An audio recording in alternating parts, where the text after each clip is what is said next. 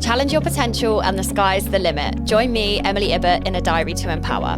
From a starting point of a love for dance, my life has evolved, but along the way, I've learned so much in how we develop, learn and grow from those around us to elevate us even further on. Be inspired and be open to learn, and no limit will ever exist.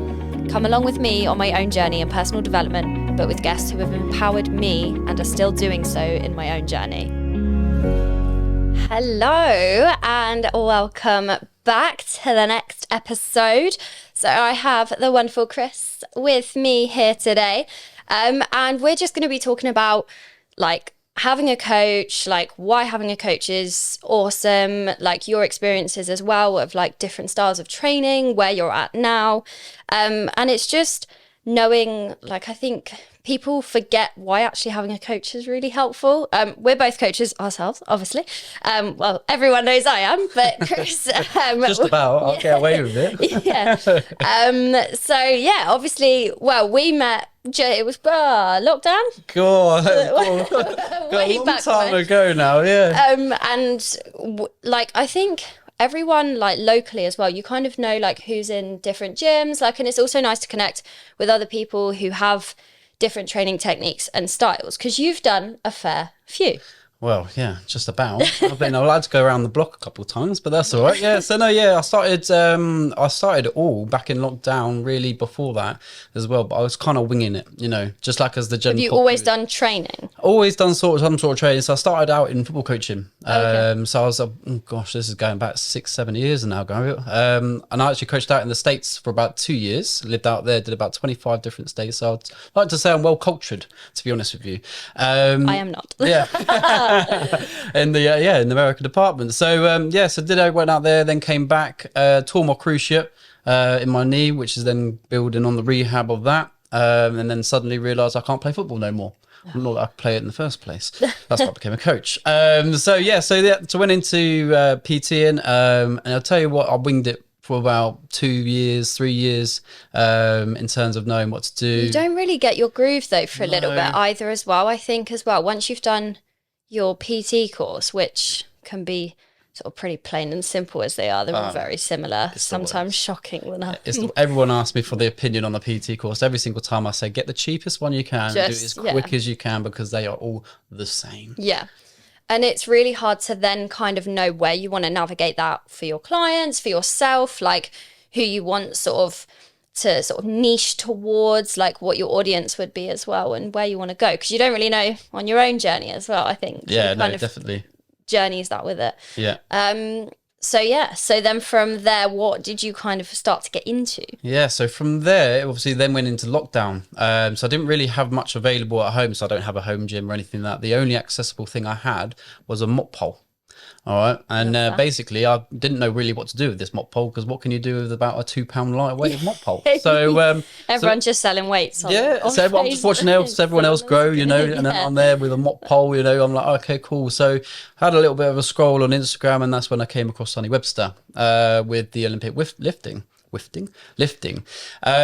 obviously there's not much I can do at home with a mop pole. So I said to him, I was like, look, mate, I haven't got any weights or anything like that. And then I just basically got myself into Olympic lifting just using a mop pole. Was that just from following him? That was following, like PT, because you kind of follow a few fitness accounts. Like So I followed it for a little bit, but then I just basically got in contact with him to say, look, I want to try and achieve a little bit more in Olympic lifting. So how do I go about doing this? I've never done it before.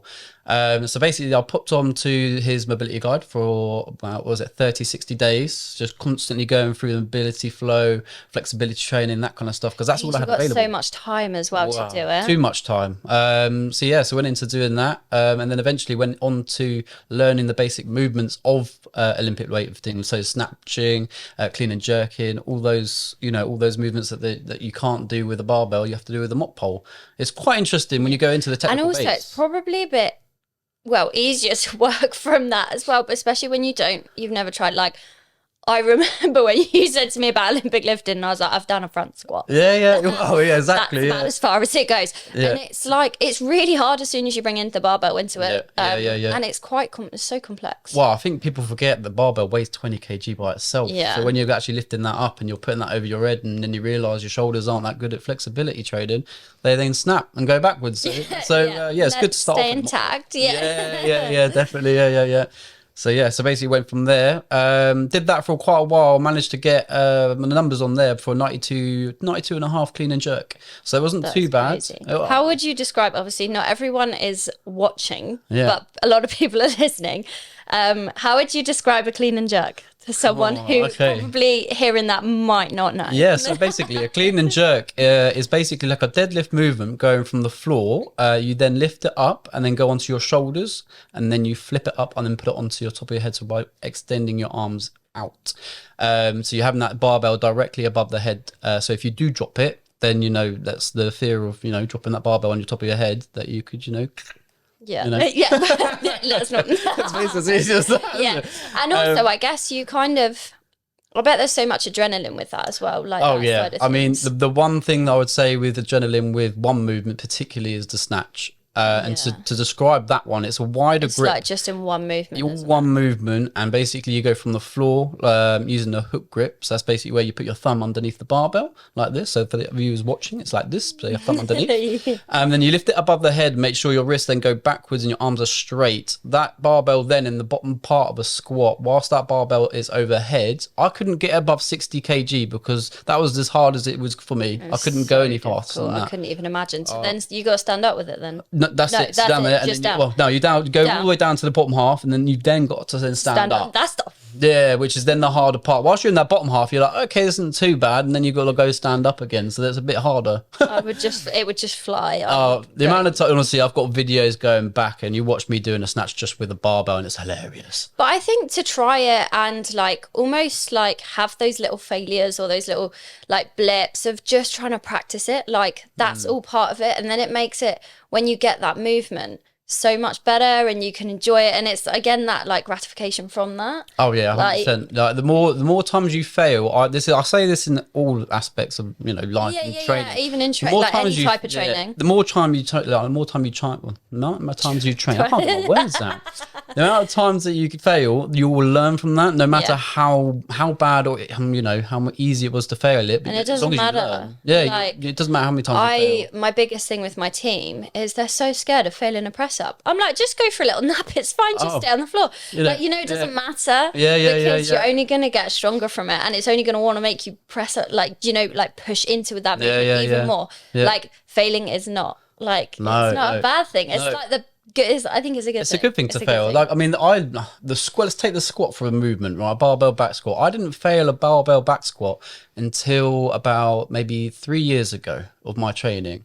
Because I didn't know really, I'd always worked at a safe weight. People relatively this. Obviously, there's such a line as well. Like, some people push for want to try for their 1 rep maxes. Other people don't. Like, it doesn't necessarily mean that you're gonna fail back squats as well. Yeah, so then I didn't obviously fail that until 3 years ago, and then I went for it, and then I failed it, and I was like, God, I'm so humbled. It makes you try for it. I was just like, oh my God, I've never failed a squat before. That felt horrific. I kind of got an adrenaline rush out of that. I was like, this is sick. I've never failed, but it's happened. Yeah, so it's happened. But then I also think, even something as simple, like if you're in leg press or even like a hack squat or pendulum, whatever you've got at JD. Yeah.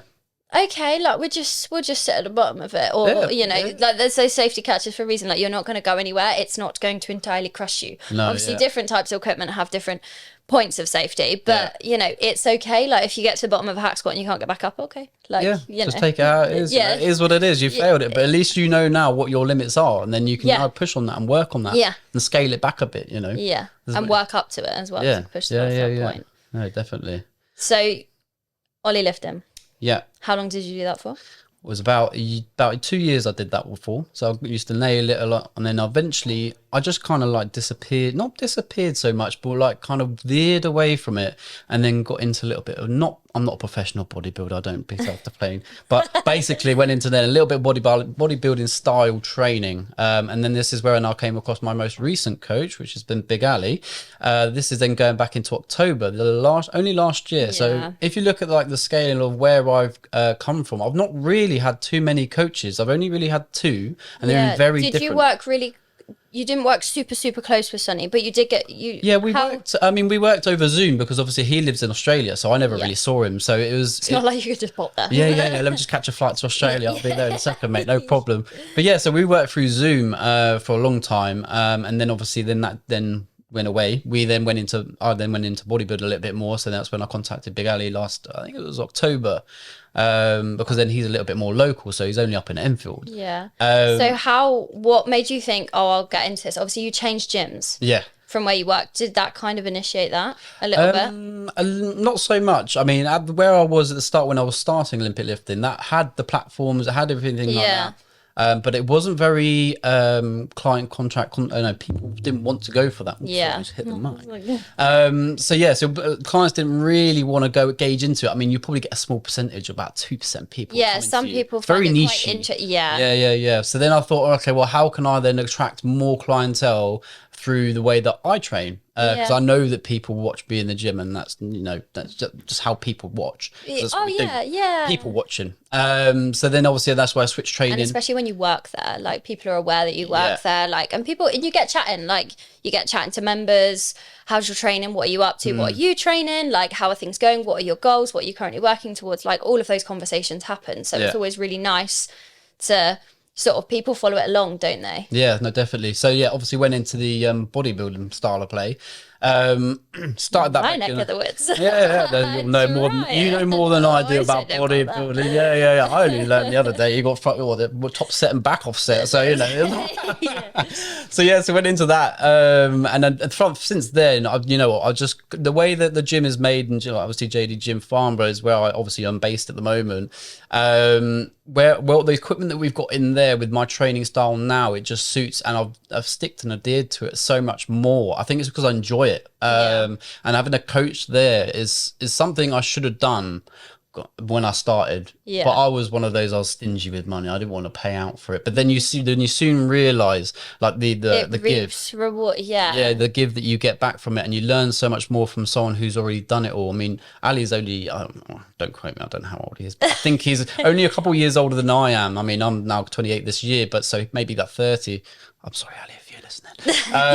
But yeah, so obviously he's going to go into the same kind of age range as me. So, but even those 2 years make a whole lot of difference in terms of experience. And everyone has different experiences depending on what they've done as well. Like, has he competed or anything like that before? No, has he done like shoots? Yeah, so he's come from a similar background to me, which is why he attracted me, because we have the same kind of like background. So he used to play football, and that's something like and it's something to highlight, because when you're sort of looking for a coach, or like, it sometimes it takes a while for you to find like your person that you really click with, but they're there to, like, you want them to be kind of similar, like it's kind of a relationship in a way, like, you know what I mean?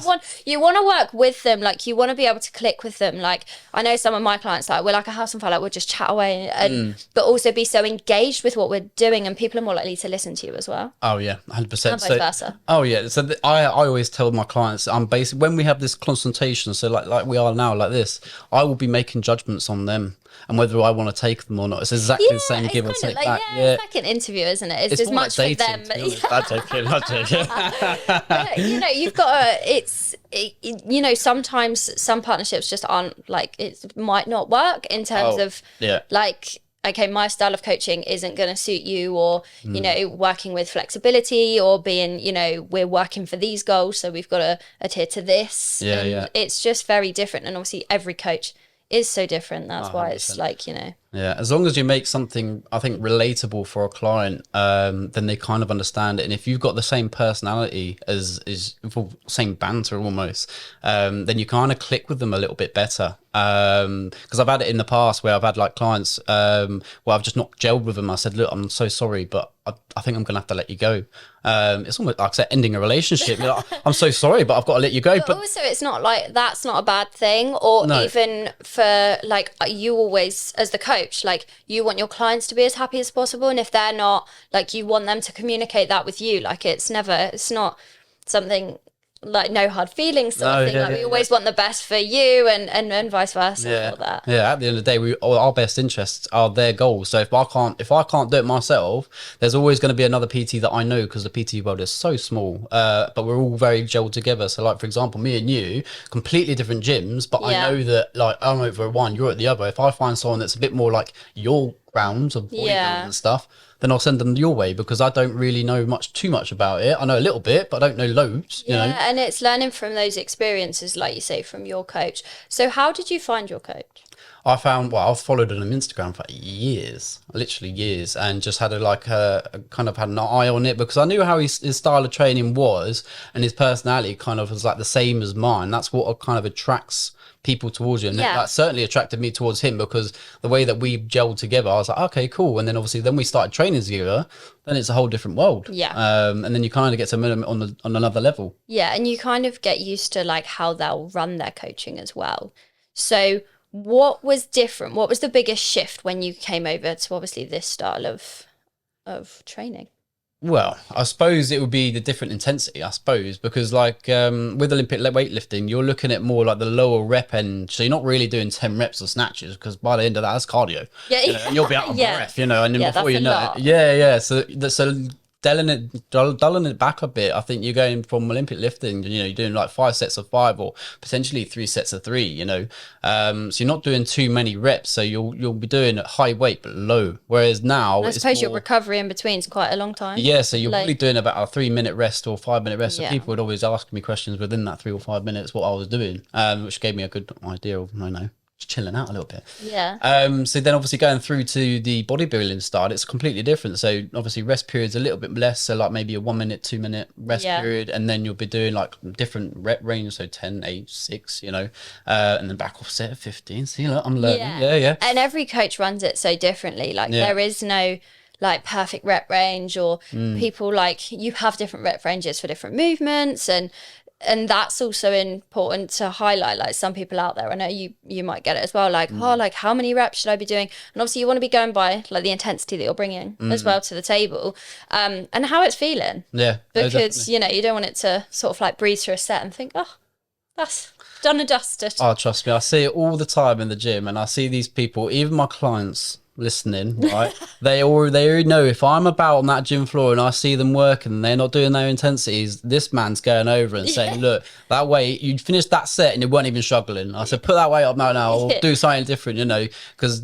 if you're not putting the intensity in, you're not really getting the full benefit of it. That's why people plateau all the time, so that's kind of what I'm on the gym floor talking to my clients. I'm like, make sure you're doing it, because there will probably people watching you, and then they'll think badly of me. I'm like, come on. I know. I had, I think it was my coach, he jumped in, he won't mind me saying this, he jumped into pretty much every one of my sessions the other day. Whilst he was training, I was just training in my own zone, headphones in, he just comes walking over, I'm like, oh, here we go.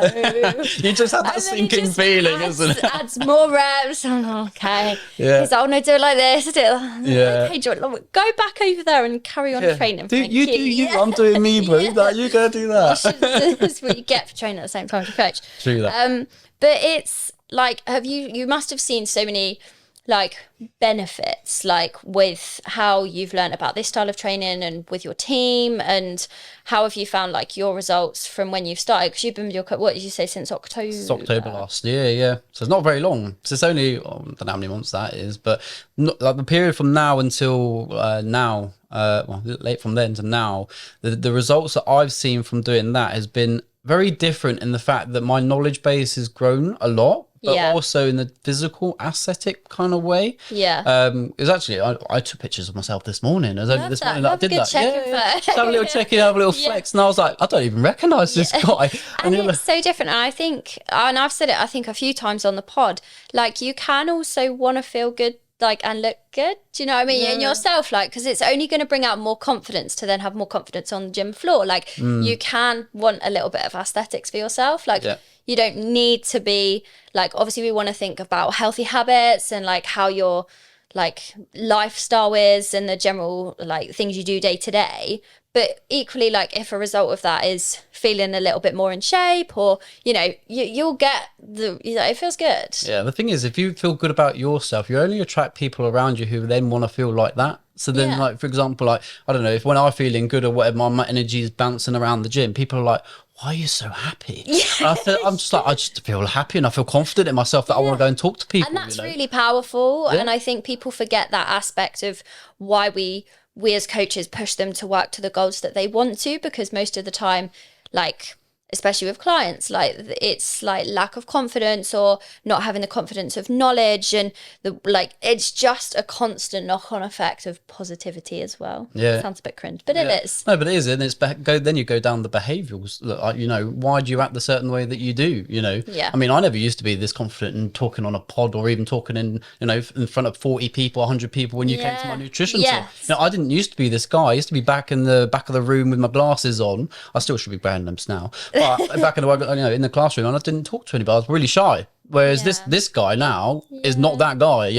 I've now built like almost like a foundation of why I'm so weak at what I was. So, for example, being really shy, but I didn't want to be shy. So how did then I become confident? Yeah, and you can, and it's like a process, isn't it? And it takes time, like, to feel that, and like you don't just wake up the next day and be like, I am now confident. Yeah, no, you've got to definitely, Like, I think a lot of people, equally on the flip side of that, like people say to me, oh, like you're always so happy, so buzzing, and I'm like, yeah, like I still have my quiet times, like where I'm I just want to chill in my own space. Yeah. But obviously, we've talked a lot about the training side of things, but what about the nutrition side of things? Like, did you do much nutrition when you did your Ollie lifting? Like, obviously, the constant, like, the focus is very different, I imagine, to now. Yeah, so the focus on Olympic weightlifting obviously is going to be more technique based and drilling into like movement after movement after movement, whereas like the nutrition side of like bodybuilding is a lot, like, not I wouldn't say harsher, but like you got to be a little bit more adherence to it, because like it's just that little bit more focus into like kind of what you're in. Because then you go into your performance, you see the reeks of the performance through your food, through your training. Because if you're not doing the nutritional side of things, basically like your training will be absolutely crap. Yeah. Like, and going through like the Olympic lifting style of things, like if I was to imply, I reckon now the nutrition that I have now to Ollie lifting back then, I could imagine that my the clean and jerk would probably be over 100 kg purely just based on the food. Yeah. Because then when you're fueled for the sessions, you literally just and you're inputting the right things to optimize what you're doing more than anything else. Optimal. It's like one of my favorite words. But and that's what you really want to like push for. No, definitely. And you're now on a meal plan. I am now with Big Ali. Yeah. And I think there's a lot of stuff, like, so when you say meal plan, macros, like, more or less, like, it's about understanding, really, there is no one size fits all for that. Like, everyone has their different preferences. Yeah. I just got put on macros for like 4 weeks for my mini cut, and I was like, put me back on meal plan, please. Yeah. But just tell me what to eat. It's so much easier. And also, like, the thinking's done for you, and I found it really refreshing. But equally, like, there is still, like, you can be with a coach, have a meal plan, but still there be flexibility within that, like, and it's having that communication with your coach, like, you only need to really be on strict, like, this is all you can have. These are the only things you can have on this meal plan, like, for really specific goals, like competing, or if you're working really closely towards a shoot. Whereas you can have a meal plan and swap things around and have this for that. And there are still those things that you can have. And sometimes, obviously, like, your coaches put like sort of refeeds or off plans in, and there is, like, it's not just like, oh, meal plan's really restrictive. Like, obviously, I know for our goals it varies in a way, but obviously, how did you find that switch over? Did you just quite enjoy not thinking about it? Do you know what? Like everyone's saying, like obviously you did adhere to a meal plan to a certain extent on bodybuilding. Like for me, it's very different because I'm not competing. Like I don't want to ever compete. You know, it's not my thing. But I respect the people that do because I now understand it. You know, and I think people forget like how strict it can be for people who do compete. Yeah. And like, for example, on my side of things, I'm more about the lifestyle feeling how good about yourself. Yeah. And having a meal plan there is good, but I'm not saying, like, for example, you don't have to be as really strict as long as you have some sort of idea of what you need to eat. Yeah. And also, once you've done it for a few weeks, few months, whatever, you kind of get used to like what you need to be having. Yeah, it's it's almost like a template. You got breakfast, lunch, and dinner. It's bog standard, three meals a day. As long as you're eating the same thing, you kind of know what already your calories are. So therefore, you don't have to track. Yeah, and that's what I think is great because you don't have to put in all that effort to track. I mean, we're lazy as people, you want to find the shortest way possible. And if you can eat the same thing, I know it's really boring sometimes, but when you've got the same thing over and over, you're like, okay, well, this is the calories. This is what I don't really need to be tracking on MyFitnessPal or NutriCheck or anything more. And also then sometimes if you want to swap something or you want to really learn about like the foods that are on said meal plan, you can then like scan that food, find out what's in it. You can find those substitutes. Like, I think that's really helpful as well.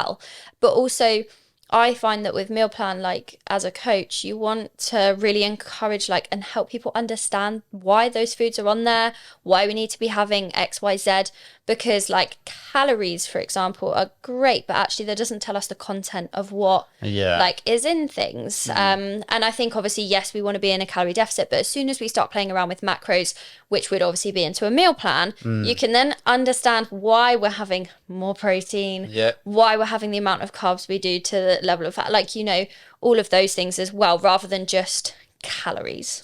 Yeah, so I mean, people always say to me like, oh my god, do I have to track my life?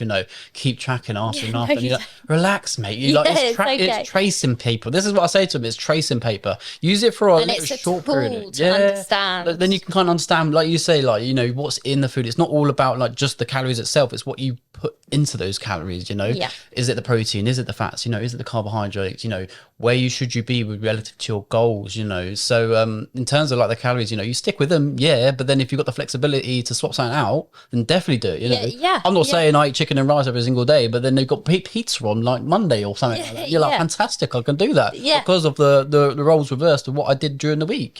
There's not.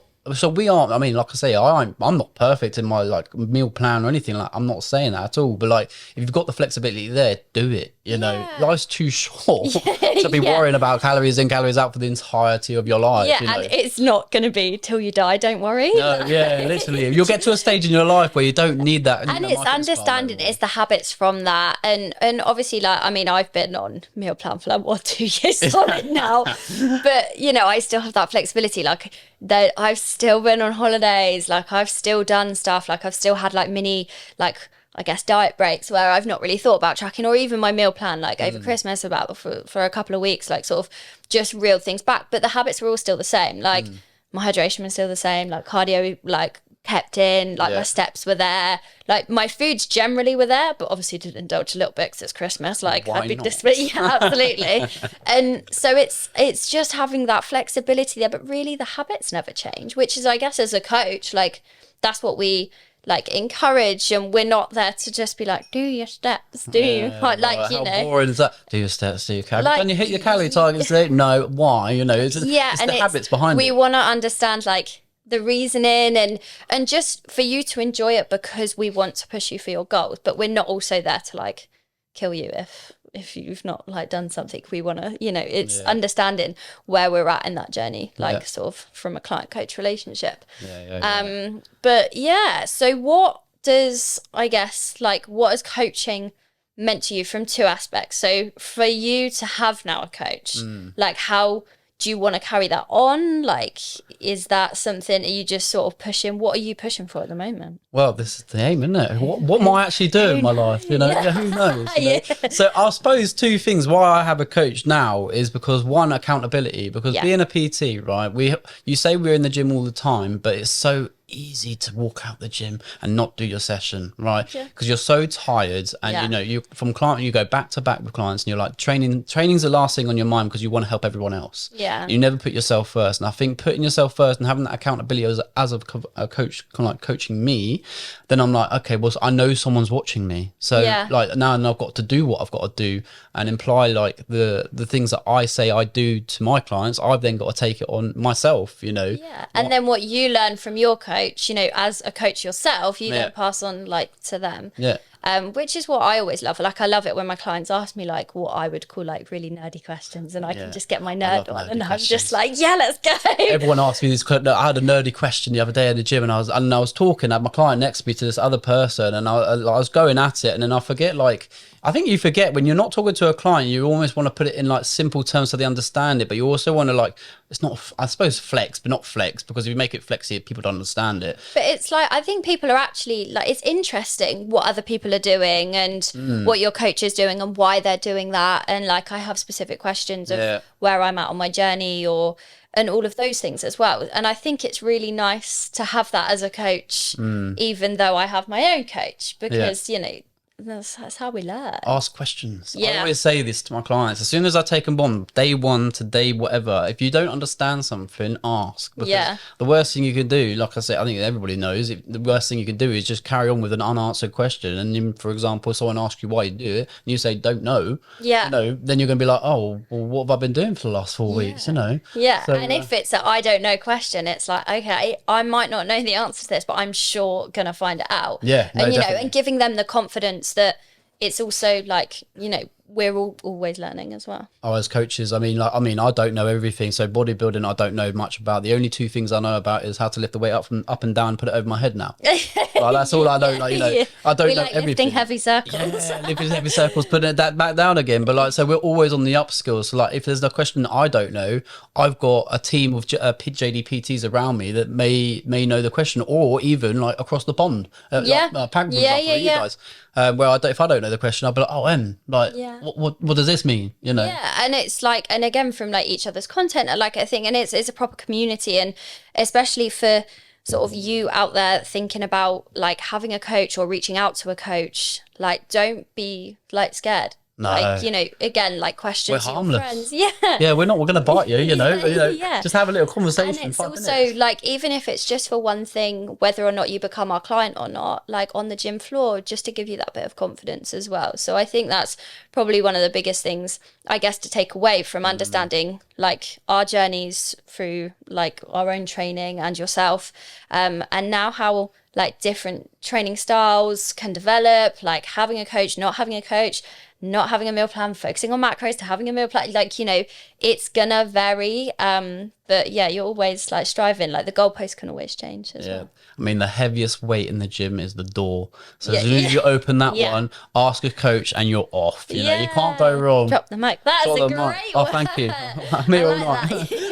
But yeah, no, it was great talking about all like your journey, and I really enjoyed sort of going into details of like through the coaching side of things as well, because I think people always say, oh, like, why do you have a coach, you know? And there's so much behind it, as to why it might be helpful for you as well. So to whoever's listening, obviously I will pin down on this video / podcast everything, all your details on where to find you.